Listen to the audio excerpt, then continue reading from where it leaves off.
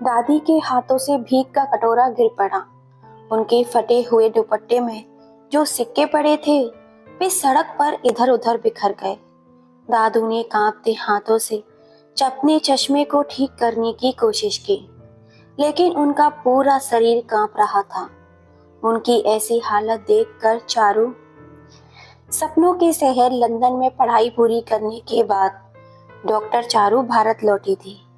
सालों बाद जब उसने अपनी मिट्टी की खुशबू महसूस की तो दिल में एक अजीब सी सुकून की लहर दौड़ गई। एयरपोर्ट से घर आते समय वो दादा दादी के संग बिताए बचपन के उन लम्हों में खो गई। चारू को बचपन से ही अपने दादा दादी के साथ रहना बहुत पसंद था। दादू दादी उसके लिए सिर्फ उसके रिश्ते भर नाम नहीं थे, बल्कि उसकी पूरी दुनिया थे।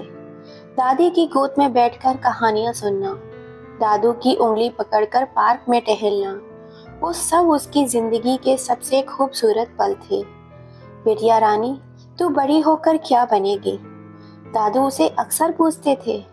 डॉक्टर, चारू खुशी से चिल्लाती। दादी हंसते हुए कहती, बस फिर क्या है, हमारी बीमारी का इलाज तो तू ही करेगी। लेकिन वक्त का खेल बड़ा अजीब होता है। कभी कभी हम जिन लोगों को सबसे ज्यादा चाहते हैं वही लोग हमारी जिंदगी से दूर हो जाते हैं। चारू का अपने दादा दादी के बिना एक दिन भी रहना उसके लिए नामुमकिन था। एक दिन जब उसके पापा विशाल ने उसे विदेश चलने के लिए कहा तो उसका मन बेचैन हो गया। तुषार एक महत्वाकांक्षी इंसान थे। उन्होंने अपनी जिंदगी का सबसे बड़ा सपना देखा था, अमेरिका जाकर एक बड़ा बिजनेस खड़ा करना और खूब पैसा कमाना। बेटा, तुझे हमारी जरूरत है। तुषार ने एक दिन चारू को समझाने की कोशिश की। अब तेरा भविष्य यहाँ नहीं वहाँ है। यहाँ भारत में डॉक्टर की पढ़ाई संभव नहीं है। अगर तू हमारे संग विदेश चलेगी तो तेरा डॉक्टर बनने का सपना जल्दी पूरा हो जाएगा। माँ बाप की हाँ में हाँ मिलाती रही। बेटा, वहाँ तुझे अच्छे स्कूल मिलेंगे, नई दुनिया देखने को मिलेगी। लेकिन चारू के लिए यह फैसला लेना आसान नहीं था। उसकी दुनिया तो उसके दादा दादी थे, जिन्हें छोड़कर मैं विदेश नहीं जाना चाहती थी।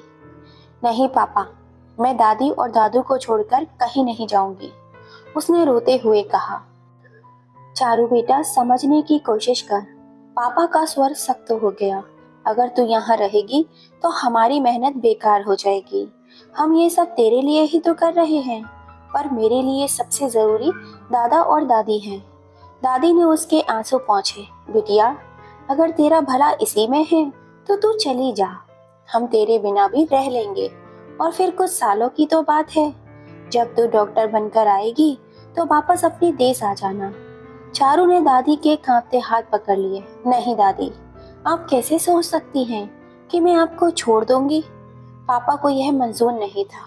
उन्हें लग रहा था कि उनकी बेटी उनकी तरक्की के आड़े आ रही है। कई दिनों तक घर में बहस चलती रही। आखिरकार एक फैसला हुआ।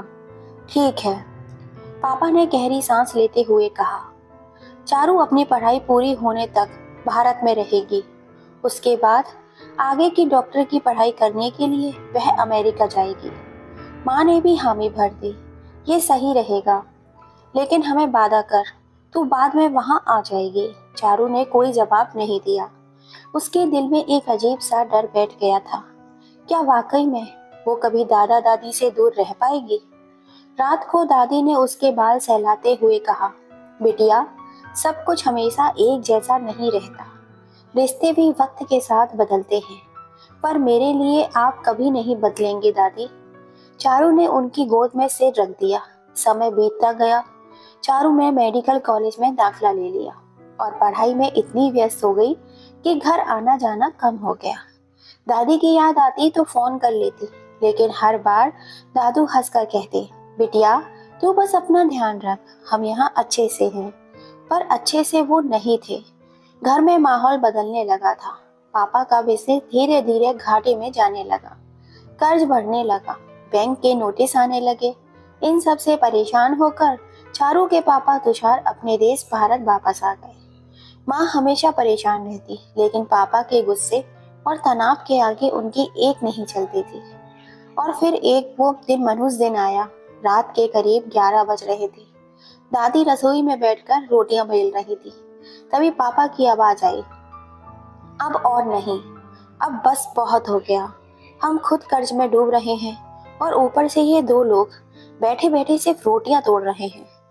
दादी के हाथ कांप गए। दादू, जो कमरे में चुपचाप अखबार पढ़ रहे थे, धीरे से उठे और दरवाजे पर आके खड़े हो गए। बेटा, तेरा गुस्सा जायज है, पर हम तेरे लिए बोझ नहीं बनना चाहते। जो कहना है साफ साफ कह दे। पापा ने गहरी सांस ली और अपनी माँ से कहा, देखिए, मैं आप लोगों का बोझ और नहीं उठा सकता। माँ ने कांपते हुए कहा, बेटा, अगर मुश्किलें आई हैं तो हम सब मिलकर लड़ लेंगे, हमें अलग मत कर। तुषार ने गुस्से में सिर झटका। मुझे लड़ना है माँ, लेकिन अपने लिए।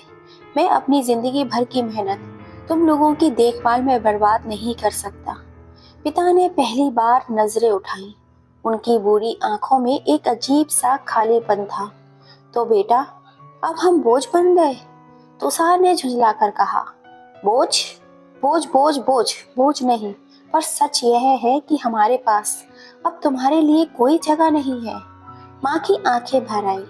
विशाल, हम तेरे अपने हैं। जब तू छोटा था तो हमने तुझे हर तकलीफ से बचाया, और आज? तुषार का चेहरा कठोर था। उसे अपने बिजनेस की चिंता थी, अपनी जिंदगी संवारनी थी। इसे उस उम्र में अपने बूढ़े माँ बाप की जिम्मेदारी नहीं चाहिए थी। उसने नौकर को आवाज लगाई, रमेश, इनके लिए एक टैक्सी बुला दो। माता पिता का दिल धक से रह गया। माँ ने आगे बढ़ के तुषार का हाथ पकड़ लिया। बेटा, हम कहाँ जाएंगे? तुषार ने झटके से हाथ छुड़ा लिया। मुझे नहीं पता, तुम जहाँ चाहो वहाँ जाओ, लेकिन इस घर में अब तुम्हारे लिए कोई जगह नहीं है। माँ को यकीन नहीं हुआ कि यह वही बेटा था जिसे गोद में खिलाया था, जिसके लिए रातों को जागा था। पिता धीरे से उठे, उनका शरीर कांप रहा था। उन्होंने माँ की तरफ देखा। चलो, हमें अब इस घर से जाना ही होगा। तुषार ने कोई भाव नहीं दिखाया। उसने बस अपनी नजरें फेर ली। रात के करीब 2 बज रहे थे जब दादी ने अपनी गठरी बांधी। उसमें सिर्फ 2 जोड़ी कपड़े और दादू की पुरानी घड़ी। घर के दरवाजे से निकलते हुए दादी ने एक आखिरी बार पीछे मुड़कर देखा। अच्छा किया जो चारू यहाँ नहीं है, वरना ये सब देखती तो उसका दिल टूट जाता। माँ की आंखों में आंसू थे, लेकिन वो कुछ कह नहीं पाई। माँ पिता के कदम भारी थे, लेकिन वो दरवाजे तक पहुंच गए। नौकर ने दरवाजा खोला। ठंडी हवा के झोंके ने दादा दादी को अंदर तक हिलाकर रख दिया। दादी एक बार फिर मुड़ी। विशाल बेटा, ये घर हमने अपने खून पसीने से बनाया था। क्या आज इसमें हमारे लिए इतनी भी जगह नहीं बची? तुषार ने आंखें बंद कर ली और कहा, नहीं। माँ ने अपना जवाब पा लिया था। उनकी आंखों में आंसू थे, लेकिन अब कोई उम्मीद नहीं बची थी। वो दोनों धीरे धीरे अंधेरे में खो गए। घर के दरवाजे बंद हो गए और भीतर तुषार ने एक गहरी सांस ली, शायद हल्की, शायद भारी। लेकिन वो नहीं जानता था कि उस रात उसने सिर्फ अपने माँ बाप को नहीं निकाला, बल्कि अपनी आत्मा को भी घर से निकाल दिया था। दूसरी तरफ रात के सन्नाटे में चारू अपने कमरे में किताबों के बीच खोई हुई थी। अमेरिका में उसका मेडिकल कॉलेज शुरू हो चुका था, लेकिन मन में तो अब भी वही अपने दादा दादी का पास था। हर दिन उसका हालचाल जानने के लिए वीडियो कॉल किया करती थी, पर पिछले कुछ दिनों से कोई जवाब नहीं आ रहा था। उसका दिल घबराने लगा। उसने माँ को फोन किया। माँ, दादी फोन क्यों नहीं उठा रही हैं? सब ठीक तो है ना? माँ के स्वर में हल्की सी घबराहट थी। बेटा, वो अपने किसी रिश्तेदार के पास गई हैं। किसी रिश्तेदार के पास? चारू की आंखों में संदेह उभर आया। माँ ने जल्दी से कहा, वो दूर के चाचा के यहाँ। तू फालतू परेशान मत हो, सब ठीक है, सिर्फ थोड़े दिनों के लिए ही गए हैं। लेकिन चारू को यह जवाब कुछ अधूरा सा लगा। दादी इतनी कमजोर थी, वो बिना बताए कहीं नहीं जा सकती थी। और फिर दादाजी के तो पिछले हफ्ते घुटनों में कितनी तकलीफ शुरू हो गई थी, वो इतनी दूर कैसे जा सकते थे? उसका दिल बेचैन हो गया। उस रात चारू की आंखों में नींद नहीं थी। अंधेरे कमरे में बैठी वो बस अपने फोन की स्क्रीन को ताक रही थी। हर 5 मिनट में व्हाट्सएप खोलती। आखिरी बार ऑनलाइन 3 दिन पहले दिखा रहा था। उसकी उंगलियां दादी का नंबर डायल करती। This number you are currently switch off. उसे एक झटका लगा। फोन बंद। दादी कभी अपना फोन बंद नहीं करती थी। उसका गला सूख गया। उसने पापा को जल्दी से कॉल किया। पापा, सच सच बताइए, दादा दादी कहाँ हैं? पापा ने ठंडी आवाज में कहा, बेटा, तुझे परेशान होने की कोई जरूरत नहीं है, वो सही जगह पर हैं। कौन सी सही जगह पर पापा? चारू की आवाज भारी हो गई, लेकिन पापा ने फोन काट दिया। अब चारू को यकीन हो गया था कि कुछ तो गलत हुआ है। उसने सिर घुटनों में छुपा लिया। दादा दादी की यादें किसी बवंडर की तरह उसके अंदर घूमने लगी। दादी का प्यार भरा हाथ, उसकी पीठ सहलाना, दादी की कहानियां सुनते सुनते आंखें भर आना, वो पुरानी चूड़ियां जो दादी ने उसके लिए संभाल कर रखी थी, दादी की किताबें जिनमें वो हर रात पढ़कर सोती थी। नहीं, मैं अपने दादा दादी को कुछ नहीं होने दूंगी। आधी रात को ही उसने लैपटॉप खोला और भारत की फ्लाइट की टिकट बुक कर ली। उसे नहीं पता था कि जब वो भारत पहुंचेगी तो सच उसके सामने आएगा। वो उसकी पूरी दुनिया ही हिलाकर रख देगा। टैक्सी से उतरते ही जैसे ही वो घर के अंदर पहुंचे, दरवाजे पर उसकी माँ मिली। उसे देखकर चौंक गई। चारू, अचानक? तूने बताया नहीं। अभी तो तेरी पढ़ाई बाकी है, तू वापस कैसे आ गई? चारू अंदर दाखिल हुई और बिना भूमिका के सीधे सवाल दागा, दादा दादी कहाँ हैं? माँ का चेहरा सफेद पड़ गया। बेटा, मैंने बताया तो था, वो अपने किसी रिश्तेदार के यहाँ गए हैं। चारू की आंखें गुस्से से भर गई। कौन से रिश्तेदार माँ? नाम तो बताइए। तभी पापा भी कमरे से आ गए। चारू ने उन्हें घूरते हुए पूछा, पापा, दादा दादी कहाँ हैं? सच सच बताइए। तुषार ने नजरें चुरा ली। बेटा, तुझे इस सब में उलझने की कोई जरूरत नहीं है। वो जहाँ है खुश है। वो तेरे दूर के चाचा के यहाँ पर गए हैं। वो तेरे दादाजी की तबीयत कुछ ठीक नहीं थी, तो डॉक्टर ने कुछ दिन उन्हें हवा पानी चेंज करने के लिए कहा था। तो बिल्कुल भी चिंता मत कर, कुछ दिनों में मन भर जाएगा तो वापस आ जाएंगे। सिर्फ तू अपनी पढ़ाई पर ध्यान दे। चारू को अपनी पापा की बातों पर विश्वास नहीं हो रहा था, लेकिन उसके पास और कोई दूसरा चारा भी नहीं था। वह सीधा अपने कमरे में चली गई। दूसरे दिन जब सुबह चारू उठी, रविवार की सुबह थी। हल्की ठंडक थी, लेकिन सूरज की किरणें तेज होने लगी थीं। चारू ने अपनी माँ से कहा, माँ, आप मेरे संग बड़े मंदिर चलोगी? अक्सर मैं और दादी वहाँ दर्शन करने के लिए जाया करते थे। थोड़ी देर बाद चारू माँ के साथ मंदिर पहुंची। वह विदेश से लौटी थी, लेकिन मन में एक अजीब सी बेचैनी थी। जैसे ही वह गाड़ी से उतरी, उसके कदम खुद ब खुद ठिठक गए। सामने मंदिर के बाहर कुछ बुजुर्ग लोग बैठे थे, मैले कुचैले कपड़ों में, धूल और गरीबी में लिपटे हुए। कुछ भीख मांग रहे थे, कुछ बस वहां जमीन पर आंखें बंद किए हुए पड़े थे, जैसे जिंदगी से थक चुके हों। चारू की नजर अचानक दो चेहरों पर जा टिकी। एक बूढ़ा आदमी जिसकी आंखें अब धुंधली हो चुकी थी, जिनकी पीठ झुक चुकी थी और कान जिनके हाथ कांप रहे थे। पास ही बैठी एक कमजोर सी औरत, जिसका चेहरा झुर्रियों से भरा हुआ था, जिनकी आंखों में नमी थी और चेहरे पर गहरी उदासी भरी लकीरें उभर आई थी। उनकी आंखें अचानक चारू पर पड़ी। एक पल को सब कुछ ठहर गया। दादू, दादी। चारू के होठ कांप उठे। दादी के हाथों से भीख का कटोरा गिर पड़ा। उनके फटे हुए दुपट्टे में जो सिक्के पड़े थे, वे सड़क पर चारों तरफ बिखर गए।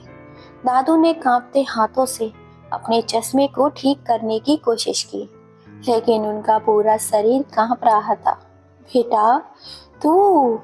दादी की आवाज इतनी धीमी थी कि जैसे सदियों का दर्द उसमें समा गया हो। चारू की आंखों के सामने अंधेरा छाने लगा। ये कैसे हो सकता है? जिन दादी दादू ने उसे अपनी जान से भी ज्यादा चाहा, वो हर त्याग के लिए तैयार थे, वो आज मंदिर के बाहर भीख मांग रहे थे। जहां इस हालत में उसकी सांसें तेज होने लगी। दादी के होठ कांप रहे थे, आंखों में आंसू थे, लेकिन वे सिर झुकाकर बैठ गई जैसे किसी अपराधी की तरह। दादी, आप बोलती क्यों नहीं? प्लीज प्लीज कुछ तो कहिए। चारू उनके पैरों में बैठ गई। दादू ने धीमे से उसकी ठुड्डी पकड़ी। उनके हाथों की खुदरी उंगलियां में कभी वे प्यार था जो उसे बचपन में थपकियां देकर सुलाता था, पर आज उसमें बस भूख, तकलीफ और लाचारी थी। बेटा, हमें माफ कर दे, हम तुझे परेशान करना नहीं चाहते थे। चारू का दिल फटने लगा। माफ? किस बात के लिए दादू? मुझे माफ करना चाहिए जो इतने साल आपसे दूर रही, पर आप यहाँ क्यों? दादी ने दर्द से अपनी फटी हुई साड़ी को समेटा। उनके होठ कांप रहे थे, जैसे कुछ कहना चाहती थी, पर गले में कोई भारी पत्थर फंस गया था। दादू ने गहरी सांस ली। बेटा, जब तेरा पिता मुश्किल में था तो हम उस पर बोझ नहीं बनना चाहते थे, इसलिए हमने खुद ही घर छोड़ दिया। सोचा कहीं और अपना गुजारा कर लेंगे, पर उम्र के साथ सब कुछ छूटता गया। जो कभी हमारे सपने थे, अपने थे, उन्होंने हमें ठुकरा दिया। दादी ने फटी हुई चप्पल को अपने पैरों में घसीटते हुए कहा, कभी कभी खाने के लिए पैसे होते हैं, कभी नहीं। कभी लोग बचा कुचा खाना दे देते हैं, कभी धक्के मारकर भगा देते हैं। कभी कोई हमें अपने घर से रोटी देकर इंसान समझता है, तो कभी कोई हमें जानवर से भी बदतर समझकर दूर धकेल देता है। दादू की आवाज भारी हो गई। पर सबसे ज्यादा तकलीफ तब होती है जब कोई हमें पहचान लेता है। चारू की आंखों में आंसू गिरने लगे। पहचान लेता है? दादी ने कड़वा सच उगल दिया। तेरे पापा एक बार हमें यहाँ देखकर निकल गए थे बिटिया। उन्होंने हमें देखा और नजरें फेर ली। चारू के दिल में कुछ चटक गया। माँ, जो अब तक दूर खड़ी थी, उनके मुंह पर हाथ रखकर रोने लगी। मैं मजबूर थी काव्या, मैं कुछ नहीं कर पाई। चारू उठ खड़ी हुई। उसके अंदर एक तूफान उठ चुका था। उसने माँ की ओर देखा। पापा कहाँ हैं? माँ रोते हुए बोली, वो घर पर हैं, उस घर में जहाँ उनके अपने माँ बाप के लिए कोई जगह नहीं थी। दादी ने धीरे से चारू का हाथ थामा। बेटा, हमें अब उस घर में की जरूरत नहीं है, हमें अब किसी से कुछ नहीं चाहिए, बस तू यहाँ आ गई यही बहुत है। पर चारू जानती थी ये कहने की बात थी। दादी की आंखों के नीचे पड़े गहरे काले धब्बे, दादू की झुकी हुई कमर, उनके फटे हुए कपड़े, सब चीख चीख कर कह रहे थे कि उन्हें बहुत कुछ चाहिए था। सबसे ज्यादा तो चाहिए इज्जत। चारू ने एक कसम खा ली, अब और नहीं। वो अपने दादी दादू को सहारा देकर खड़ी करने लगी। अब आप मेरे साथ घर चलिए। दादी कुछ कहने की कोशिश कर रही थी, लेकिन चारू ने उनका हाथ जोर से पकड़ लिया। अगर आपने मना किया तो मैं खुद अपने आप को कभी माफ नहीं कर पाऊंगी। दादू दादी की आंखों में आंसू बहने लगे। वो दोनों उठे। उनके लड़खड़ाते पैरों को चारू ने थाम लिया, जैसे वो बचपन में उनकी उंगली पकड़कर चला करती थी, वैसे ही आज उसने उन्हें थाम लिया था। मंदिर के बाहर खड़े लोग ये सारा दृश्य देख रहे थे। कोई फुसफुसा रहा था, आज भीख मांगने वाले दो लोग अपने घर वापस लौट रहे हैं। लेकिन चारू जानती थी ये भीख मांगने वाले नहीं थे, ये उसके भगवान थे जो आज लौट रहे थे। चारू अपने दादा दादी को मंदिर से घर ले आई। जैसे ही वो घर के दरवाजे पर पहुंची, पापा के चेहरे पर अपराध बोध की परछाई साफ झलकने लगी थी। चारू ने एक पल भी बर्बाद नहीं किया।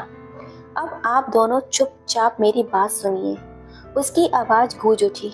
उसने जिस माँ ने तुम्हें अपनी कोख में रखा, जिसे भगवान से ज्यादा माना, उसी माँ को धक्के मार के घर से निकाल दिया। और वो पिता जिसने तुम्हें हाथ पकड़कर चलना सिखाया, जिसके पैसों से तुम पढ़े, उन्हीं को इस हाल में छोड़ दिया। तुषार की आंखें झुक गईं। तुम्हें कैसा लगा जब तुम्हारा बिजनेस डूबा था? अब तुम्हें अपना ही घर नरक लगने लगा था। तब यही माँ बाप थे जिन्होंने तुम्हें संभाला और बदले में तुमने इन्हें सड़क पर फेंक दिया। तुषार ने रूंधी आवाज में कहा, बेटा, मेरी मजबूरी थी। बंद करो ये मजबूरी का नाटक पापा। चारू की आंखों में गुस्से की आग थी। सच तो यह है कि तुम्हारे लिए पैसा ही सब कुछ था। जब बूढ़े माँ बाप आपको बोझ लगने लगे तो उन्हें बाहर उठाकर फेंक दिया। तुम्हारे लिए अपने बिजनेस का घाटा सबसे बड़ा था। माँ सुबह पड़ी, बेटा, हम शर्मिंदा हैं। माँ, तुम्हें भी शर्मिंदा होना चाहिए। तुमने इस अन्याय को रोका क्यों नहीं? क्या तुम्हारी शादी में तुम्हें बेटी से बहू बना दिया कि तुम अपने सास ससुर के लिए एक शब्द भी नहीं बोल पाई? पापा अब तक चुप थे, लेकिन उनकी आंखों में ग्लानि झलक कर आ रही थी। चारू ने आगे बढ़कर दादा दादी का हाथ थामा। अब से ये मेरे साथ रहेंगे। और पापा, कान खोलकर सुन लीजिए, आप दोनों को इस गलती की सजा मिलेगी। उसने कोर्ट में केस दायर कर दिया। कानून के मुताबिक बुजुर्ग माता पिता की देखभाल न करने पर संतान के खिलाफ कानूनी कार्रवाई हो सकती है। तुषार को अदालत में बुलाया गया। जज ने सख्ती से कहा, अपने माता पिता के साथ जो किया है वो मानवता के खिलाफ है। आपको इनके भरण पोषण की पूरी जिम्मेदारी उठानी होगी। तुषार को अपनी गलती का एहसास हो गया था, लेकिन अब बहुत देर हो चुकी थी। चारू ने अपने दादा दादी को अपने पास रख लिया, लेकिन दादा दादी अब पहले जैसे खुश तो नहीं थे, लेकिन उन्हें दिल में एक सुकून था कि कम से कम उनकी पोती ने उन्हें दिल से अपनाया है। इधर तुषार और उसकी पत्नी को अपने किए गए अपराधों पर बहुत पछतावा हो रहा था, लेकिन चारू के दिल में उनके लिए सिर्फ नफरत थी। एक रात जब चारू दादी का हाथ पकड़कर बैठी थी, उन्होंने उसकी तरफ देखा और कहा, बेटा, हम तुम्हारे साथ हैं। तू हमें किसी और के अपनाने की जरूरत नहीं है। चारू की आंखों से आंसू बह निकले। उसने कसकर अपनी दादी को गले लगा लिया। अब उसके लिए यही रिश्ता सबसे बड़ा था, एक पोती और उसके दादा दादी का रिश्ता जो किसी स्वार्थ से परे था। दोस्तों, आपको दादा दादी और पोती की ये कहानी कैसी लगी? प्लीज़ अपनी राय हमें कमेंट करके ज़रूर बताइएगा। क्या चारू ने अपने पिता को कोर्ट में घसीटकर सही किया या गलत? प्लीज़ अपनी राय हमें कमेंट करके ज़रूर बताइएगा। कहानी पसंद आई हो तो इसे ज़्यादा से ज़्यादा शेयर कीजिए, लाइक कीजिए, सब्सक्राइब कीजिए। फिर मिलेंगे। जय श्री राम दोस्तों।